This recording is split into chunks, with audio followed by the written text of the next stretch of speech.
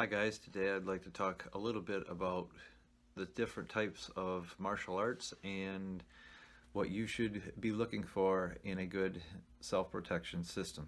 But first, make sure you click that top secret icon in the lower right hand corner of your screen so that you are subscribed and you do not miss out on any information and practical or tactical knowledge that will help you in your day-to-day life.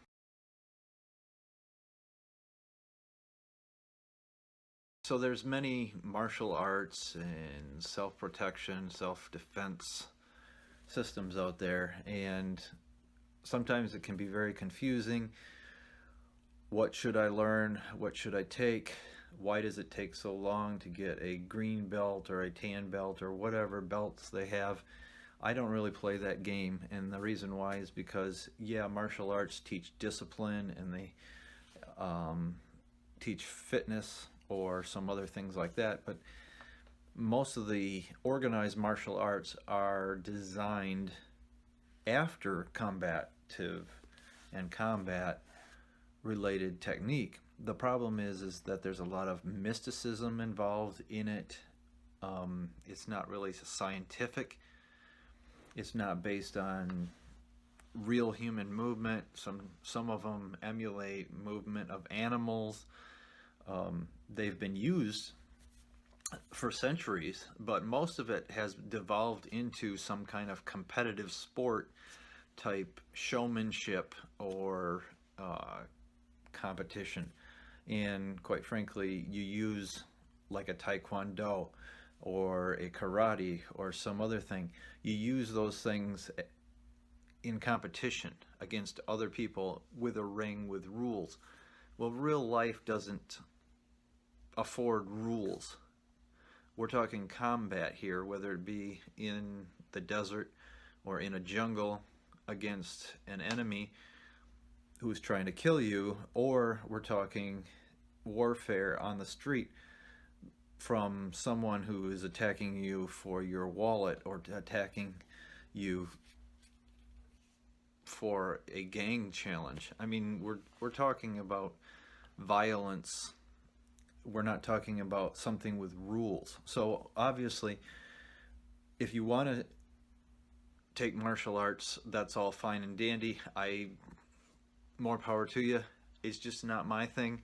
And quite frankly, I don't like the idea of having rules, because once you put rules in your head, then you think that the other person is going to abide by those same rules. Well, no one ever told a criminal that he has to abide by the same rules that you do about boxing or taekwondo or some other thing. So there's a lot of fighting styles out there. Also, there's a lot of systems out there. You have your Sambo, which is a Russian system. You have Krav Maga, which is the Israeli military self-defense, hand-to-hand type thing, which quite frankly is quite good.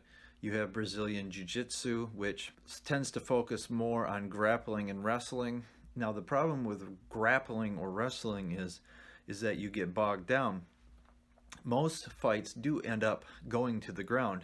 They're right about that. However, the key is to know how to fight on the ground, not to be able to wrestle on the ground or get someone in a submission hold.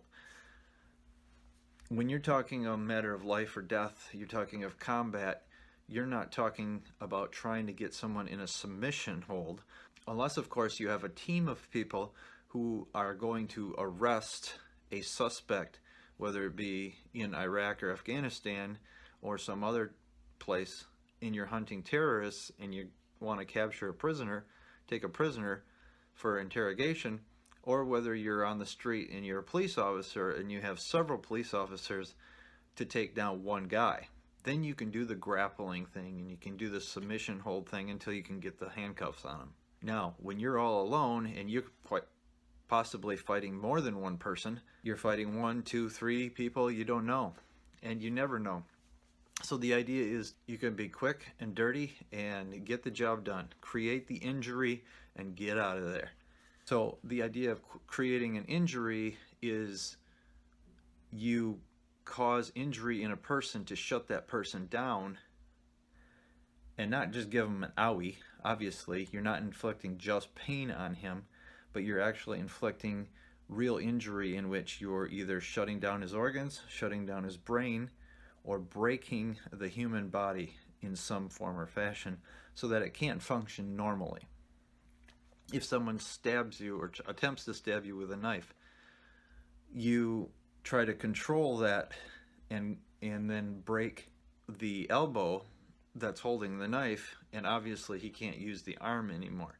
And that's the idea of creating an injury. You want to break something in the human body so that the threat against you is stopped, and then you can get out of there and get to safety, or you can take on his buddy who is also trying to attack you. You're not going to want to get into a wrestling match or a hold of some kind, because when you're trying to subdue somebody, his friend is going to come along and kick you in the face, kick you in the head, knock you out, and then where are you then? You're dead. You're probably dead. While it's good to know how to fight on the ground, and quite frankly, Brazilian Jiu-Jitsu is quite accurate and very useful in a combative setting, but I prefer, and I would suggest, that you get into something even more combat tested, because Brazilian Jiu-Jitsu still is a ring type of system in which there's a lot of rules that you will have to overcome if you're put in a situation where there are no rules. If you're doing it for competition, that's great too. So you always want to learn how to fight standing up, laying down. So whether you're standing up or laying down, you should be able to fight. You should be able to fight 360, forward, backward, side to side, and you should be able to do it laying down too.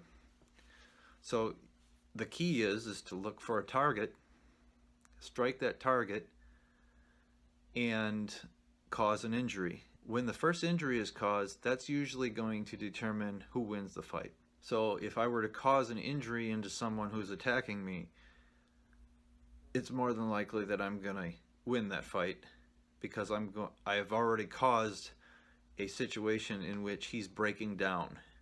He's going down in decline, and he's no longer has the ability or has a lessened ability to do me any harm. And I can learn from creating the one injury, I can move on to the next injury, and however many it's going to take until he's out of the picture, so that I can get out of here and I'm safe. And likewise, if I'm attacked by somebody and he causes an injury on me, guess what? More than likely he's going to win that fight, that assault, and I am going to either be seriously injured or dead by the time everything's said and done. The key is getting that injury and causing that injury through penetration, your body mass, usually your body mass, into the other person in a focused target, so that whatever target the mass of your body weight is penetrating into is going to be broken. So whether it be an organ, or whether it be a bone, whether it be a joint, or whether it be an airway, any target that you may want to attack, the fact is that once you create that injury, his brain is shutting down and his body is broken to the point where he cannot resist when you create another injury or finish him off, so to speak. Now, obviously, I'm talking about something very serious. We're talking about life and death situations. We're talking about not getting into a bar fight. We're talking about you're on the street minding your own business and you are viciously attacked or being held at gunpoint or knife point or whatever else. You're being robbed. There's no talking out of it. The only way through it is to take it into your own hands and shut that machine down called the human body, so that there's no threat anymore. So that being said, obviously a combat system, a system designed for combat, a system that creates injury, that is designed to shut down the brain and the human body so that there can be no resistance to it. There's many things out there. Like I said, you have certain martial arts that are designed more combative, martial arts. You also have scientific systems like target focus training or SCARS in the United States, as well as Brazilian Jiu-Jitsu and down and dirty street fighting, the Fairbairn method. The Fairbairn method is something that is taught in the CIA. It's still taught today in a special place up in Canada. So these are the types of systems that I learned. I didn't learn all of them, of course, but I didn't have time. But at the same time, I learned from these types of systems and police systems that are meant to subdue or make arrests and protect officers in the field. To give you a sampling of that, if you click on that link right there, you will get the sampling that I've been publishing on those types of target focus, injury based fighting style. I also want to remind viewers that in the next 30 days, if we can get 100 new subscribers, I will release all 15 lessons from my basic DVD that I made several years ago. So don't forget to like this video, to watch some of the other ones suggested up here, and subscribe to Uncle B's Practical and Tactical Knowledge so that we can gauge the enthusiasm and release the full course